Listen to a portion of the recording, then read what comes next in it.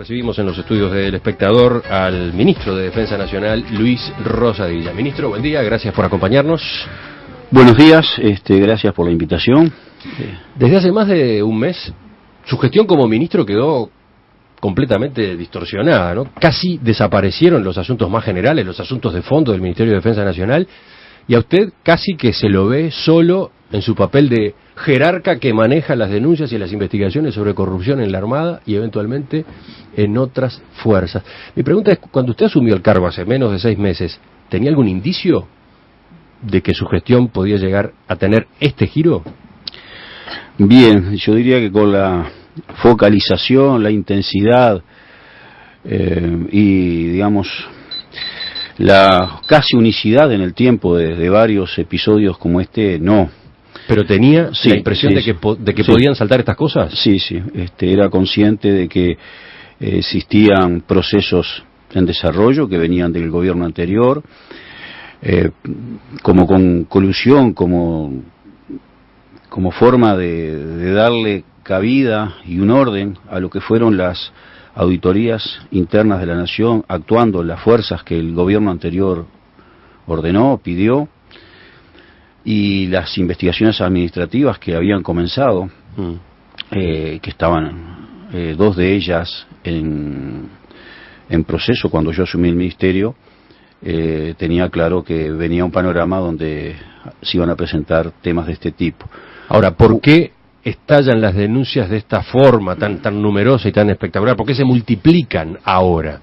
Son denuncias muy precisas en varios casos, ¿no? Nombres, detalles de la operativa, fechas, números incluso de carpetas y de facturas. Bien, aquí hay 2 posibilidades.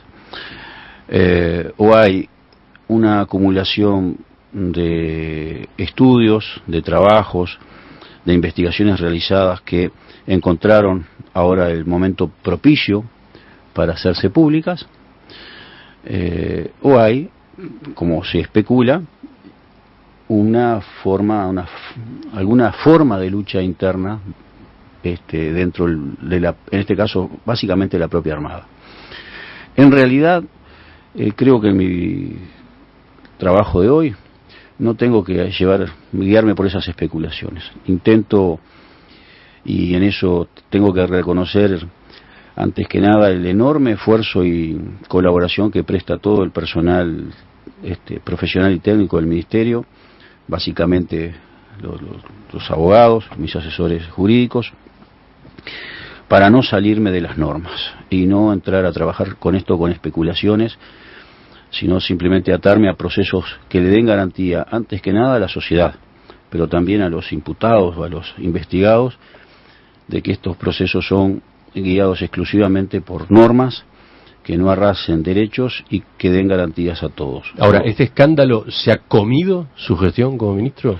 Bueno, espero que no, porque además toda crisis es una oportunidad, y yo entiendo que la prensa habla mucho de los problemas, pero ya hemos implementado muchas, no digo soluciones, procesos que contribuyan a fortalecer las instituciones, que contribuyan a fortalecer los niveles de control, los niveles de eficacia, de eficiencia de la aplicación de los recursos, de los usos públicos en el conjunto del Ministerio de Defensa. Yo quiero aclarar, Emiliano, antes que se me vaya... De eso vamos a hablar un poco más tarde. Me interesaría saber cuáles son esas medidas que se están tomando, pero ¿había algo para agregar, decía usted? Sí, en tu introducción tú decías que el Poder Ejecutivo ha determinado investigaciones en el Ejército y la Fuerza Aérea. Yo leí con sorpresa eso ayer, ¿sí?, en el semanario Búsqueda. Que citaba fuentes oficiales. Bueno, sí. Yo he recorrido toda la lista del Ministerio y no tengo a ningún fuentes en el Ministerio, por lo menos cargos de particular confianza. Lo que sí nosotros estamos elaborando es una propuesta para el Tribunal de Cuentas del país para pedirles que en 6 unidades ejecutoras de las 10 que tenemos hagamos un estudio sistemático del tercer año de cada gobierno luego de recuperar la democracia. Digamos, 1987, 1992, 1997, 2002 y 2007, tomando siempre el tercer año de cada gobierno, pero no a los efectos que el Tribunal de Cuentas allí observe, vaya a escudriñar qué desvíos, qué delitos, qué cosas pudieron, a ver, que si eventualmente, obviamente las haya, por sí ante sí los va a comunicar. Lo que intentamos es tratar de trabajar juntos para construir, sobre la base de estudiar cómo funcionaba cada administración en cada una de estos, de los 3 años de gobierno, porque allí ya los gobiernos tienen cierto nivel de consolidación, ya desarrollaron lo que querían desarrollar, digamos, las novedades, los cambios. Si no se implementó el 3er año, ya después es muy difícil. Y entonces construir con el conjunto de las fortalezas, de las cosas buenas que cada una de las administraciones haya aportado, y evitar cada una de las debilidades que cada una de las administraciones pueda eventualmente haber tenido, ir a un sistema de control, registro, adquisiciones, licitaciones que sea el más eficaz posible que podamos construir. Pero entonces, ese control que se va a hacer con el Tribunal de Cuentas, ¿no es una investigación en busca de responsabilidades, perdón, de irregularidades y eventuales responsabilidades? Si en el curso de eso suceden, ya digo, el Tribunal de Cuentas por sí ante sí ya lo va a comunicar, pero la idea básica no es esa, es poder tener, sobre la base de esas auditorías del Tribunal de Cuentas, registrar cuáles son las mejores prácticas y desechar aquellas que sean las más débiles, las más permeables a problemas como los que estamos enfrentando. O sea, construir con la historia, por lo menos de este tiempo del país, y con todas sus fortalezas, el mejor de los esquemas posibles. ¿Usted tiene la convicción de que estas irregularidades, estas maniobras, estos fraudes, estas situaciones de corrupción han existido a lo largo de todo el periodo desde que se volvió a la democracia? Porque de eso se habla permanentemente. Yo creo que hay un estado, una situación que en general es muy permeable, permisiva, que genera muchas condiciones para que situaciones estas puedan darse. Hay que entender que las Fuerzas Armadas, en particular el Ministerio de Defensa, la defensa en general, reitero el concepto que he dicho durante mucho tiempo, durante muchísimas decenas de años ha sido dejada fuera de la agenda. Y de alguna manera el tratamiento que desde el sector político se hacía con la Fuerza Armada era decir, bueno, nosotros, toda la discusión que tenemos es qué bolsa va a haber para las Fuerzas Armadas.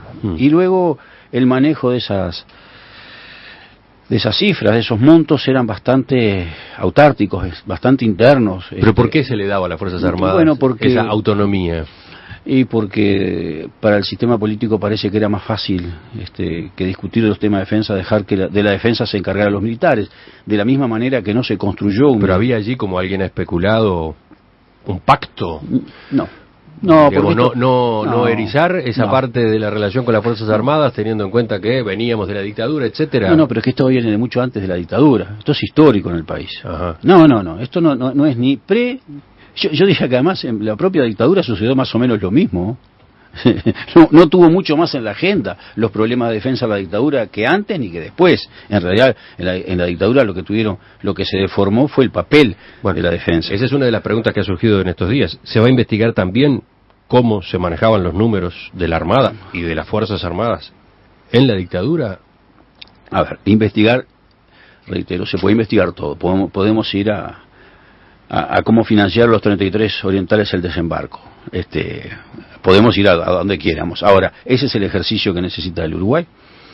Me parece que no, que ese es un ejercicio posible, pero nos insumiría la energía que creo que necesitamos para tomar la realidad actual, analizarla, encontrar responsabilidades de quienes son responsables y trasladarlas a la justicia y que la justicia decida, y en el ámbito administrativo tomar las resoluciones que nos corresponden, pero sobre todo nuestra principal tarea tiene que estar enfocada a cómo construimos con la sociedad, en las instituciones que dependen del Ministerio de Defensa, formas, esquemas, instrumentos lo suficientemente fuertes para que estas cosas tengan una muy baja posibilidad de suceder, y me refiero a una muy baja posibilidad de suceder porque desecho desde ya los sistemas que sean perfectos e imperforables.